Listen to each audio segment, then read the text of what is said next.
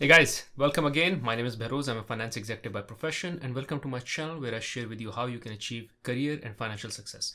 Now in today's video, I will share with you all that you need to know about child care benefit in Canada. So child care benefit in Canada is a monetary benefit, and it's a tax-free monetary benefit that you get from the government of Canada for raising a child. So if you have a child and you're raising a child, then you get some allowance from Canada in order to help you raise your child with that support. Now, before I go into any further details, I have one ask for you.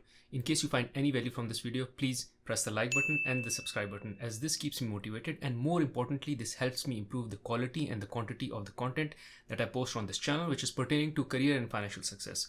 So if you're someone who is interested in career and financial success, this channel is right for you. So this is what exactly I intend to cover in this video. One is, what is the amount that you can expect to receive? Second is, what is the eligibility, like who can receive this amount?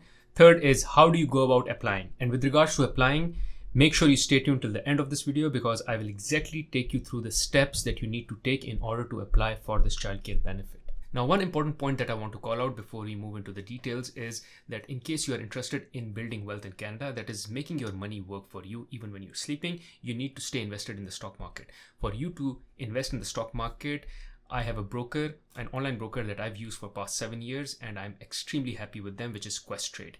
In case you are interested in investing in the stock market as well at zero to low cost, this is the best broker for you. In case you're interested, I will leave the link to that broker in the description of this video. If you use that link, you will also get a $50 credit. Now let's get rolling into the video. Now, the first question that I get asked around childcare benefit is that how much money should I expect to be paid by the government? Now, this depends on multiple factors, some of which are the number of kids you have, the age of your kids, and your marital status. But more importantly, it depends on your annual income. So what is your net income? Based on that, the government will give you this assistance. So if you have more income, the assistance will be lower. If you have lower income, the assistance will be higher. Now, this assistance for any particular year is revised from July. So every year in July, based on your previous year's tax return. So let's say in July 2023, your 2022 tax returns will be used in order to determine what should be the child benefit that you should be receiving. So that is the income that is used to run the calculation. So if your income that is being used to calculate the childcare benefit for the year is below $34,863, then you can receive up to $7,437 per year if you have a child which is under 6 years of age. And if your child is between 6 to 17 years of age, then the amount would be $6,275 per year. Now, these payments start to decrease if your income exceeds $34,863.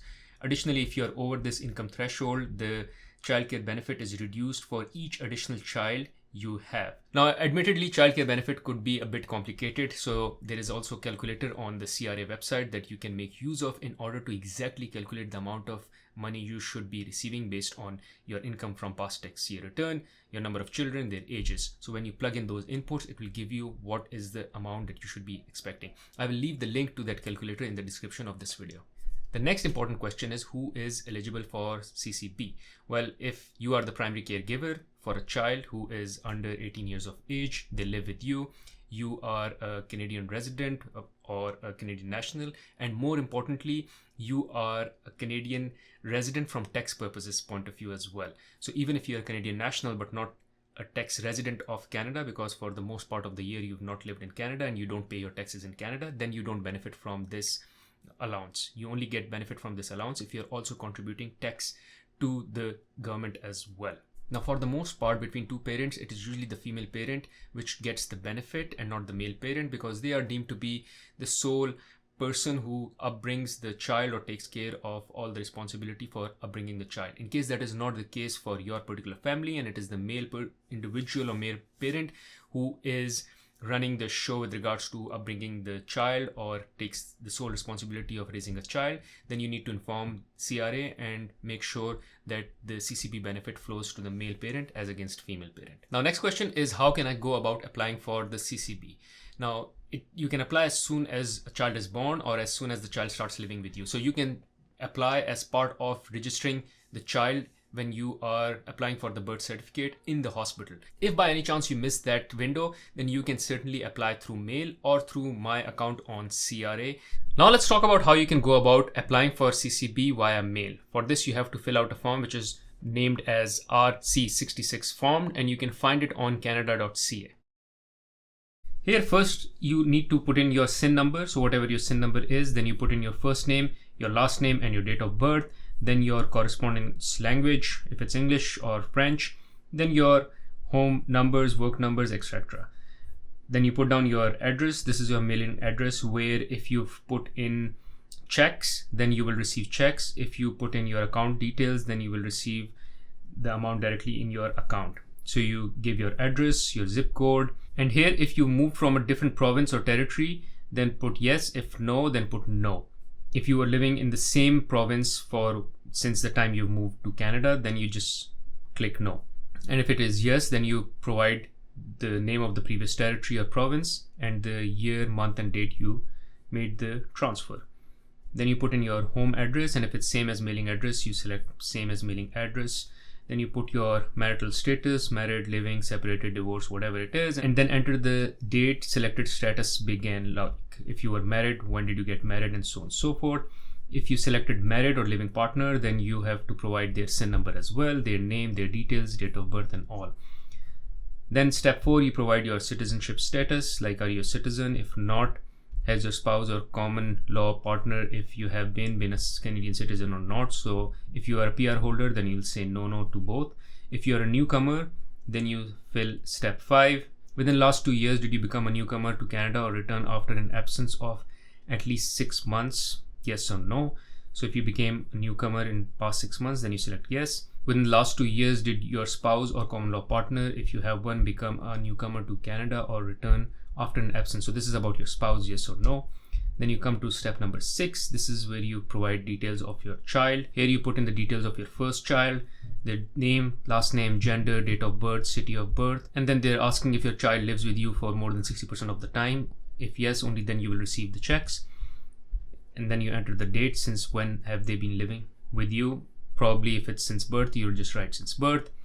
Between 40% and 60% of the time, and the child lives the rest of the time with another individual at a different address. For example, the child lives with you 1 week and the other individual 1 week, or with you 4 days a week. So this is kind of giving you how do you calculate the 40% or 60%. If you selected this box, the CRA considers you to be in shared custody of the child, and then you provide the details. Less than 40% of the time, for example, the child lives with you every second weekend. If you selected this box, you should not apply for this benefit, since CRA does not consider you eligible. So if it's less than 40%, then you are not eligible, otherwise you are eligible. And then here you provide the details of the second child, same details. Then you provide your signature, your date of signature, your spouse's signature, and then you print out this form and you send this form to this address which has been given to you here, depending on where do you live. Now let me also explain how to get this done online using my CRA account. Now here, first and foremost, you click on benefits and credits. Then on the right side, you click on add, which is add a child. I already have my children added, so it's saying add a child. Then you go down, it says start, you click on start, and then you keep providing all the details the way you provided it in the form. So it will be asking you similar questions as you did in the form, and you provide all the necessary details here. Now the 3 methods that I mentioned and explained, that is registering at birth, via mail, or via CRA My Account, is for those who are already tax residents of Canada. However, if you are a newcomer to Canada and have not filed your tax return as yet, then you use form RC66SCH status in Canada and income information for Canada Child Benefit application, which has to be done via mail only. This form you will fill not only to apply for child care benefit, but also to establish your tax residency in Canada. That is, once you fill this form, you are informing CRA that as of now, anything that you earn either globally or in Canada will be taxed in Canada. So you are establishing your tax residency starting this date, which goes hand in hand with your child benefit. So as soon as you start claiming child benefit, that is the date when you start owing tax to the CRA or the Canadian government as well. Here is how we go about filling this form. In the first section, you put in your information, SIN number, your first name, last name, your spouse's SIN number and select this box if they don't have a SIN number, and then your spouse's first name and last name. Then in step 2, your residency status. Now here we establish the residency status, which is when did you come to Canada if you're a newcomer to Canada. So you put in your date and your spouse's date. In case you are a returning resident of Canada, which is you were a resident, then you left Canada and you started working in some other country and now you're coming back. So you're re-establishing your tax residency in Canada. Then you fill out this part. So you mention where you were living before you left Canada, and then you mention the date you left Canada, you cut off your ties with Canada, and then you enter the date that you are re-establishing your ties with Canada, both for yourself and your spouse. In step number 3, you fill out the part which applies to you. If you are a Canadian citizen, then you fill out section A. If not, that is if you are a permanent resident, then you fill out section B. And if you are a protected person, then you fill out section C. And if you are a temporary resident, then you fill out section D. Temporary resident is that when you are authorized to come to Canada as either a visitor, student worker, or temporary resident permit holder. For this very purpose, you should be given a confirmation document. Either it's a visitor record, it's a temporary resident permit, a study permit, or something on those lines. So there are definitions which are called out here. And E, if individual who is registered or entitled to be registered under the Indian Act who is not a Canadian citizen. So in case you fall under this, then you fill out section E. Now step 4 is the most important one, where you declare your income. And it is especially a question that people ask if they are newcomers to Canada, which is which income to share here, because previously they were earning an income in a different country. And at times if people are coming from Middle East, then they were earning income which was all tax-free. So how do we go about filling this section? So enter the year you become a resident of Canada. You enter it here. Enter the income earned from January 1 of the year you entered above to the date you become a resident, which is the year in which you became the resident. You have to input your salary here. Let's say you became resident of Canada in July 1st. Then you mention your salary that was earned outside of Canada from January 1st to July 1st, and you mention it here along with your spouse. And then you enter the income that you were earning a year before that. So for full 1 year, let's say if you became the resident of Canada on July 1st, 2023, then you mention the income that you earned in full year of 2022, both for yourself and your spouse. And then you mention in section C the income that both of you earned 2 years before that. So again, if you became resident on July 2023, then you mention here your income that you earned in 2021. Then you sign this document both for yourself and your wife along with the date and send it to CRA on this address. Now here note that many people question whether and how CRA can prove whatever income they were earning before in whichever country they were living.